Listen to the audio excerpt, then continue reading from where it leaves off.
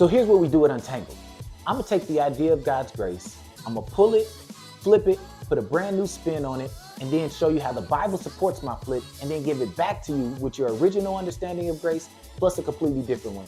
And I'm gonna do it all with one of my favorite verses on God's grace, Acts chapter 17, verse 26 and 27. And it says this, I'm paraphrasing. From one man, God created everything, the heavens, the earth, their geography, their land, all of that, so that what? So that they would seek him and find him, even though he is not far from any of us. And I say, that is an amazing way to think about God's grace, is that he wanted to make sure that anybody who sought him found him because he is not far from any of us. Man, God is extremely gracious.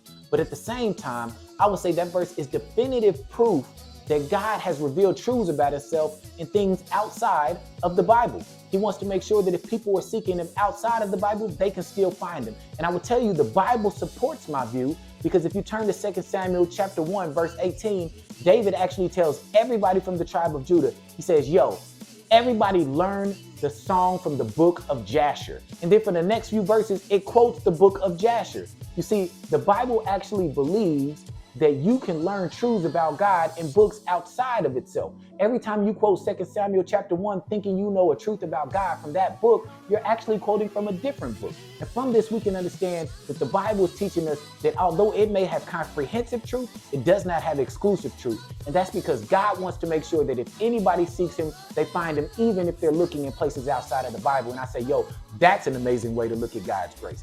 God is so gracious that he wants to make sure that if anybody seeks him, they find him because he is not far from any of us.